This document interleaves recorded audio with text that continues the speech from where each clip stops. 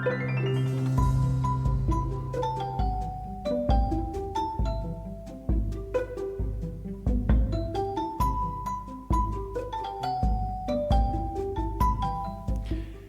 everyone, and welcome to the Switch Statement Podcast.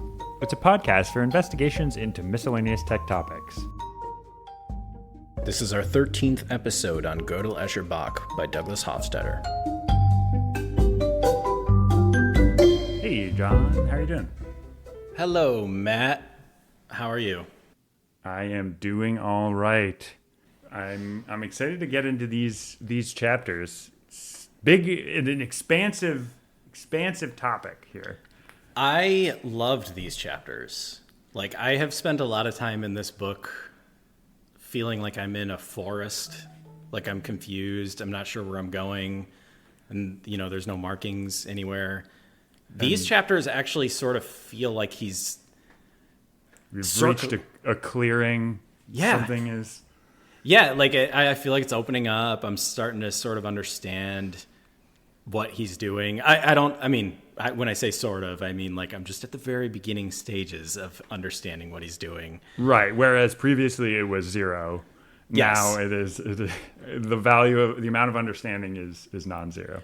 Well, it was like previously I just felt like I had this smattering of very interesting material. He's talking about all of these like rigorous formal languages and how they map to each other. And it just seemed like the book was like, okay, this is like an investigation of, the history of formal languages and, math and, I don't know, art. And it was just interesting. But now it's like, this is how the human brain works. Right. And yeah, that's a good call out. So these chapters are it's kind of smushing together how computers work, how brains work, what a mind is, and then kind of trying to draw parallels in between all of these different constructs. And I feel like he's arriving at this sort of theory, or I don't know if it's a theory or just a thought, that human thought and human sort of consciousness arises out of a vastly complex set of like very understandable processes. And when I say understandable, I don't mean in the sense that like we understand how electricity is moving through the brain. What I mean is like rudimentary. It's like these processes of, well, we'll get into it later, but he discusses like chunking and subsystems and sort of how through this arrangement of the brain and these much, much simpler units, this much, much more complex idea of consciousness can arise. Yeah. And he starts this journey. I mean, he talks about chess a little bit, but he kind for these three chapters, he starts by talking about computers and like the CPU. And if this is our metaphor for what you're talking about, the simplest layer here is a CPU, and it is just rotely performing these tiny little operations, in your computer. I mean, I guess with like a complex instruction set architecture, each instruction can kind of do like big things, but it, like just for purposes of simplification, it's like, okay, the computer can add, it can store things, it can subtract, it can divide, and like that's basically it. And then you have to create something like a video game out of those like core, very simple atomic elements, and then you kind of build up from there. Right. Yeah, and he touches on a couple concepts. I guess he's discussed these concepts before, but I just think they're really, really, really cool concepts. He talks about how like machine language is this thing, that is the thing that the computer understands. Like that's literally the set of instructions that your CPU is running. But then there's this higher level language called assembly. But between assembly and machine language, there's a very clear mapping. It's like you have a line of assembly that's like add the value in this register to the value in this register. And as a human, you can understand that. But then that maps almost exactly to a machine language instruction that's like a series of bits that you basically can't understand. Right. So there you've created an isomorphism between two things that are very like structurally similar. Yeah. But one is easy for a human to understand, one is very hard. And then he introduces this other concept of a higher level language, basically something like C or C++, where that language is compiled down into assembly. And what you've done there is there's still this isomorph between C and assembly, and even an isomorph between C and machine language, but you've basically completely changed it structurally. Yeah. C compiles down into assembly in ways that no one understands unless you're like literally working on the compiler and like an LLVM god or something. So anyway, it's just this interesting concept where you're expressing the same information, the same program in three vastly different ways, but you're trading off between like easy to understand by a human, brevity is an element here. Like generally you can have more expressive power in higher level languages. But yeah, I find that concept fascinating, and it's part of the reason I'm super duper interested in different programming languages. No, this kind of goes back to what he was talking about in an earlier chapter with these mappings where, yeah, you can have almost I don't know if I forget exactly the terms he used to refer to them, but he had these trivial mappings. It's almost like a superficial mapping, and then you have this like incredibly complex mapping. And obviously this comes in a bunch of different ways. Like the mapping between like your concept of, I don't know, self-reference and like the neurons in your head. Like it's pretty unclear like what the process is between those two, those two things. Yeah. But yeah, that also applies in computer code. There was one fact that I looked up. So this book came out in 1979. Right. Which continues to be incredibly surprising because this book is so prescient. Well, it is so funny because we were like, oh, this is going to be pretty out of date, but it is funny how fresh it still feels. Like he talks about compiled languages, and then he talks about interpreted languages, and like, that's kind of still where we're at. I mean, we're like, maybe you could argue that that LLMs are kind of like now almost are just barely starting to be this like another layer of indirection on top of that. But so this book, Python, so Java and JavaScript both came out in 1995. Python came out in 1991. C++ came out in 1985. So literally, like none of the most popular languages that you would think of as like these core, like that just undergird all of software today, existed at the time when this guy was writing this. Yeah. And it is just so funny how like it kind of, yeah, like some of the superficial aspects have changed, but like the fundamentals have really not changed that much. Yeah, no, that's a super interesting point. Knowing that some of these, the most popular interpreted languages came out like 20 years after the publication of the book. That's insane. One of the funniest parts, he was giving this, he called it an AI architecture, and it was basically like a godly architecture of, an AI computing system. And, at the lowest level, it had like machine language, it had compilers. One of the rows in the AI architecture was Lisp. Yeah. I just thought that was hilarious. Not the least of which, or not only because we've had experience with Lisp, we like designed our own Lisp for a project that we wrote. I cannot take any of the credit for that. That was all you. Well, I don't know if I would call it credit, but it's just funny to me that, at the time of writing this book, it was evidently thought that Lisp, which today is somewhat of an antiquated thing, I would say. But anyway, Lisp was thought to be this like vital part of an AI architecture. I mean, not as far as Matchops is concerned, not antiquated. It's a vital part of our AI infrastructure. Yeah, I am a big fan of Lisps for what it's worth, but I just thought that part was funny.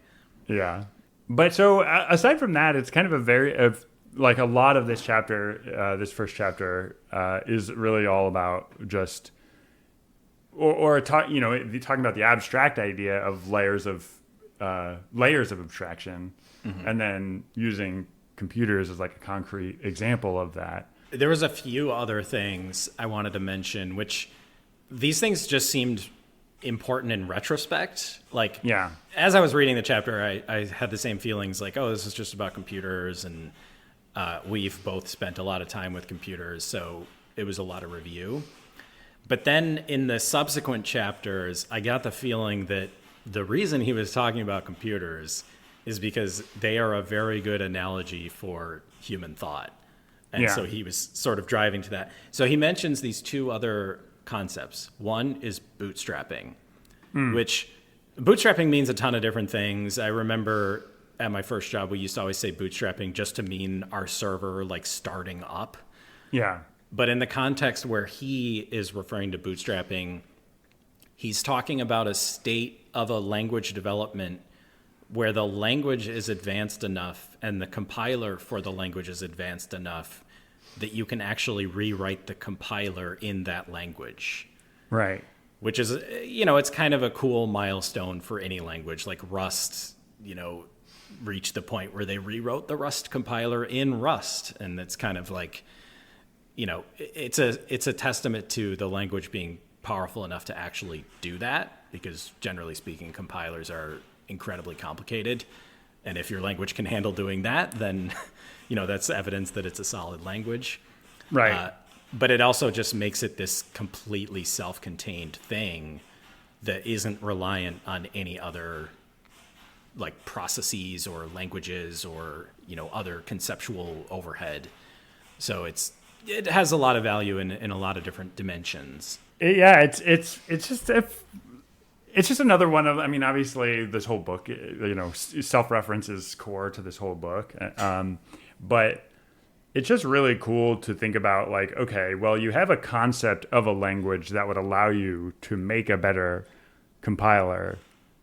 So first you need to make a bad compiler that can compile like this, can actually compile the language that could allow you to make the better compiler. And now you have the bad compiler and it can allow you to write the better one. And then you can do that again and again and again until you have, I guess, this godly compiler. Right, right. Yeah, and here we are today writing these very high level, highly expressive, incredibly type safe, memory safe. Rust is famously a memory safe language, which is basically these massive innovations in language design and authoring. And those are, at first, like you're saying, they're written on top of some C compiler, which itself was originally written on top of an assembly compiler. And so it's just this, it's a progression of software innovation, but it's also just this amazing conceptual thing that's been growing over time. Just one little superficial point about that section. There was this very funny point where he was like, hopefully it's obvious why it's called bootstrapping. And I was like, are you kidding? Like, why would anyone find that unless they specifically knew the term, like pull one up by their own bootstraps, which feels like a pretty like, even then, like, it still is unclear. Like, once you know that phrase, it still like feels like kind of a stretch to use that as the term for that. So yeah, no, I feel like sometimes that. he loses sight of like what normal people think. I thought he was trolling. Like, I genuinely thought he was like trolling the reader. Like, obviously, you know what this means. Maybe but I don't know. Yeah. I mean, I might have just read it that way because it sounded ridiculous to me. But I mean, knowing Douglas Hofstadter, it might have been a joke. It might not have been a joke. I don't know. I mean, two paragraphs later, he was making a joke about the spelling of the word insight. And then he was like, computers don't have the insight to realize that insight is spelled wrong. And it was like, haha, Douglas. That's very funny. good. That's funny because I saw that it said like that it was misspelled, but I didn't read closely enough to know that he was making a joke. I just thought it was a typo, and I just like kept on skimming past. Yeah, he was basically making a joke that, if you have like a function call, named insight, like you literally have a function called insight, you call it like 500 times in your program, and then the 501st time you call it, you spell it wrong, like you switch the G and the H. the program isn't smart enough to realize, like, even though it would be obvious to any human reading the code, like, oh, he meant to call this other function. Like there's no program that's smart enough to realize that. So that was the point he was making. Yeah. But the other thing I did want to chat about, and now that I'm looking at my notes, I'm realizing there's a few things. So you can feel free. Yeah. Let's keep going. But he talked about the point where intermediate levels lose their value, which I really feel like he's grappling with these like extremely powerful ideas.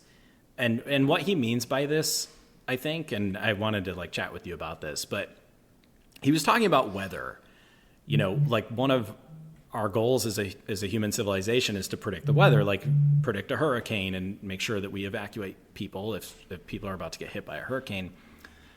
And the way that we've come to do that is with, radar. I mean, I don't really understand these technologies, but radar and Doppler radar in order to like detect the movements of cold fronts and warm fronts. And he was mentioning how like that's a very high level way of looking at the weather. But then the weather, when it reaches your town or whatever, you see all these very local effects of the weather, like a little gust of wind in an alleyway or something. And those are basically different levels of looking at the weather. Like one very, very like low level is to understand atoms and how atoms interact. And you could actually use that knowledge to understand weather, but it would just be this vast computation that no one's capable of doing.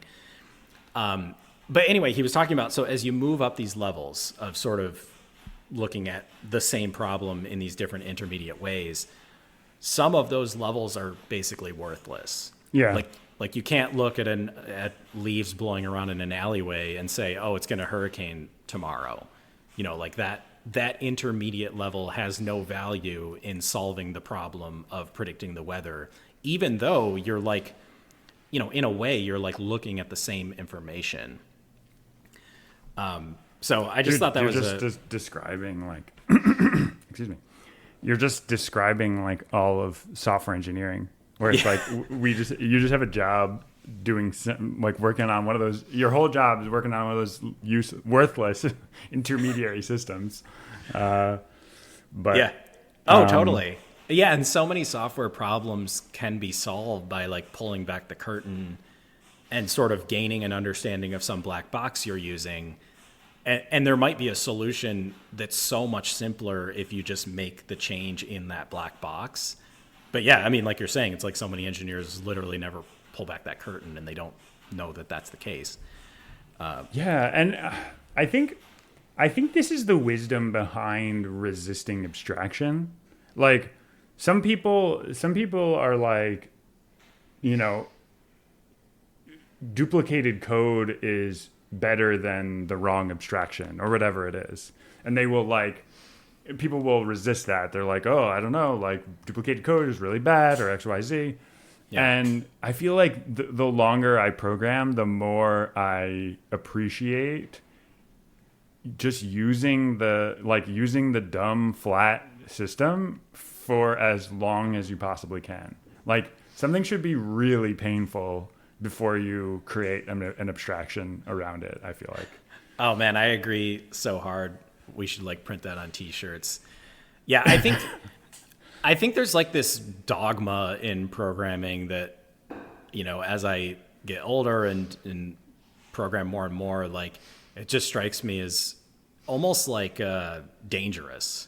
Like that whole do not repeat yourself. Like obviously it is a good rule and it's a good rule in so many cases. But if you're like forcing yourself to do these contortions in order to not repeat yourself, like you're often just making your software harder to maintain. You're making it worse. Yeah, exactly. Because each one of those like layers of abstraction has its own risk. Like every time you have an interface, like there's a risk of a mismatch or what have you. So, right. So like, yeah, there's a benefit to not having I feel like I think people tend to think like there's no cost to creating a new interface. But there's actually pretty high cost when you're creating a new interface. Yeah. So- Totally. And that actually segues nicely into the very last thing I wanted to chat about, which was sealing off. He mentions this topic where, and this is basically black boxes. It's like things communicating with each other across some interface, but the internals of those things never interacting, So there's some boundary where, and this is common in like disciplines where, like, we're software engineers. We usually build software for like other industries, but it's not like we understand the internals of those industries. I mean, sometimes we have to learn some of it, but we're, by no means even remotely close to someone who actually like works in that industry. And so you get this effect of like, sealing off, where there's this boundary line where information passes from industry professionals to us. And then we try to design software. They don't understand software, so we have to pass that back across this boundary line. And it's sort of this, I think he wanted to discuss this concept in the sense of like informational modules, like talking to one another. But I think this is also an extremely interesting concept today from the standpoint of large language models, where, today it's almost impossible to have a single individual that like truly understands all the little micro details of mathematics, and then also truly understands all the micro details of, Confucianism or something, because those are two utterly different disciplines that would take decades to truly master. But with something like a large language model, you can theoretically have that entire context available and maybe find new novel solutions to problems that are like very interdisciplinary solutions. And I just think that's like an incredibly powerful concept. It's almost like this whole sealing off concept just dissolves away, and you're left with one vast, incredibly agile, maneuverable knowledge base that can be wholly understood always, and you can kind of form solutions based off of it. That's interesting. Can be wholly understood. Are you saying that the knowledge base itself understands everything? Or are you saying that you as a consumer of the knowledge base can understand it? I guess what I'm saying is a large language model that, and I think this is a lot of people's argument as to why AGI is coming down the pike. Once you add enough parameters to a large language model, you can essentially, these parameters are almost directly proportional to like how deeply the model can, quote unquote, understand things. Yeah. So if you have a model with 100 trillion parameters, which, by the way, would take the entire energy of the universe to train today. So probably, they're going to do it. Like, yeah, companies are going to pay it apparently. Once Bill Gates sets up his sodium reactors, I think we'll be okay. But anyway, like once we create these huge models, there is a chance that, the model can deeply understand all of these disciplines and be able to come up with this, new knowledge based off of that, which is, to me, that's very exciting. I'll give you a perfect example of this, which was just the other day I wanted to write a little Blender script.